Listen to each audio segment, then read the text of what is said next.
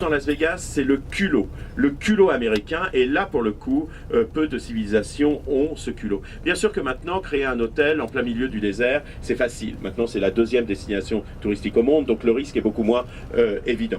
Mais laissez imaginer, je vous laisse imaginer, pardon, que lorsqu'il a été construit le César Palace, en plein désert, il n'y avait rien autour, il n'y avait absolument rien. Là, c'était du culot. Là, c'était ambitieux, là, c'était une certaine forme d'inconscience qu'ont eu à l'époque leurs concepteurs, et qui ensuite a très très bien payé dans le cas présent.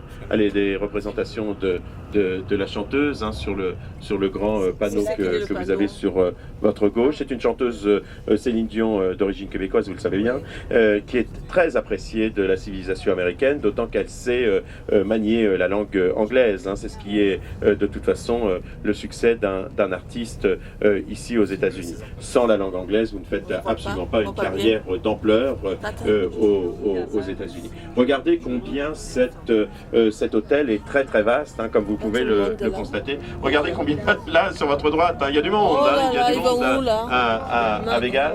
What's happened in Vegas? Stay in Vegas. Ça, c'est un concert de la Saint-Patrick qui est proposé ici même pour le 17 mars.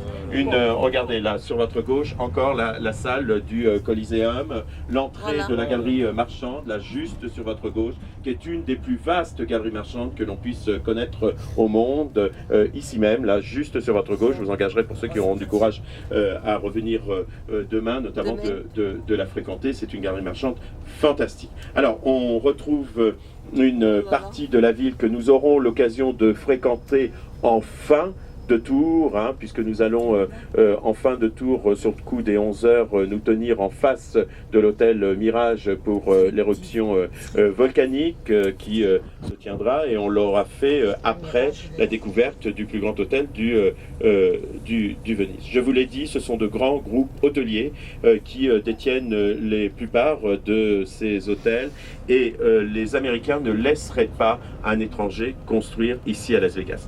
L'ensemble des cabinets d'architecture qui œuvrent pour la réalisation de ces établissements sont tous américains, même si ces cabinets d'architecture utilisent de temps en temps des capacités étrangères, des intervenants. Ça a été le cas au Paris, où il y a eu effectivement des architectes parisiens, français qui sont intervenus, Luxor, égyptiens, etc. Mais en général, donc, ce ne sont que des cabinets américains. Ce ne sont que des cabinets américains. Allez, on commence sur votre droite, allongé, on le verra beaucoup mieux tout à l'heure. Donc, sur le thème de Venise, c'est le plus grand hôtel au monde que nous fréquenterons tout à l'heure, après avoir découvert le quartier historique, qui lui aura beaucoup moins de prestige, mais peut-être un peu plus de charme que cette partie ici même. Alors on y a le pont du Rialto, etc. Un petit coup d'œil sur votre gauche, en l'occurrence, c'est le Treasure Island, l'île au trésor. Alors lui, il était un hôtel particulièrement prestigieux, et puis maintenant, malheureusement, de par la concurrence de son voisin italien, eh bien, il a perdu de son aura. Là encore et toujours, nous longeons sur votre droite, on le reverra, de toute façon, cet hôtel vénitien. Voilà, regardez là, juste là. Encore et toujours, alors que sur votre gauche, c'est la façade de l'hôtel Treasure Island. Alors, nous sommes maintenant dans un carrefour qui, un temps, marquait le nouveau de l'ancien. Le problème, c'est que les hôtels sont en train de grignoter au fur et à mesure vers le vieux Las Vegas, parce qu'on manque terriblement d'espace. Je vous ai parlé de Steve Wynn, en l'occurrence, celui qui a créé l'hôtel Bellagio. Il a voulu créer un autre hôtel, et vous l'avez devant vous, avec Wynn et encore les deux tours. Il a créé donc la première tour qu'il a choisi de nommer du nom, donc de son nom, mais en l'occurrence c'est la signature de Madame qui a été choisie pour l'intitulé de cette première tour. Donc le Wynn que vous voyez, c'est la signature de Madame. Je rappelle que c'est elle qui a de l'argent. Et en l'occurrence, il a voulu créer une deuxième tour. Elle est francophone. En fait, elle a été élevée à Montréal, et donc elle parle le français.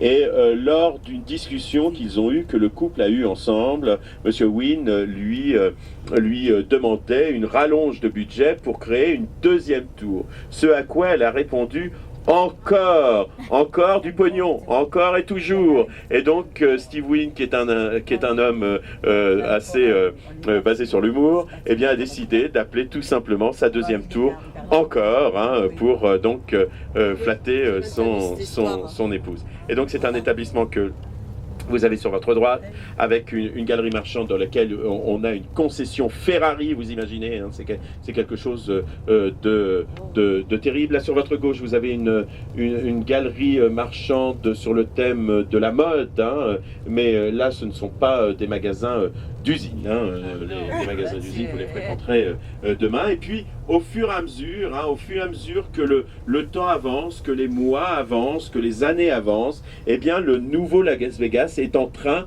de grignoter jusqu'à l'ancien. On va très bientôt passer devant la façade de l'hôtel Circus Circus et vous allez voir combien elle est particulièrement illuminée. Nous allons prochainement avoir le complexe de Donald Trump. Vous connaissez, hein, ce milliardaire américain spécialisé sur l'immobilier, qui est entre parenthèses copain comme cochon avec Steve Wynn. Eh bien, Donald Trump est en train de nous prévoir et nous aménager dans les espaces que vous avez sur votre gauche, eh bien, un futur immense complexe dont la première tour que vous avez là sur votre gauche, hein, et qui porte l'enseigne de son créateur, est déjà construite. On est en train de planter la végétation.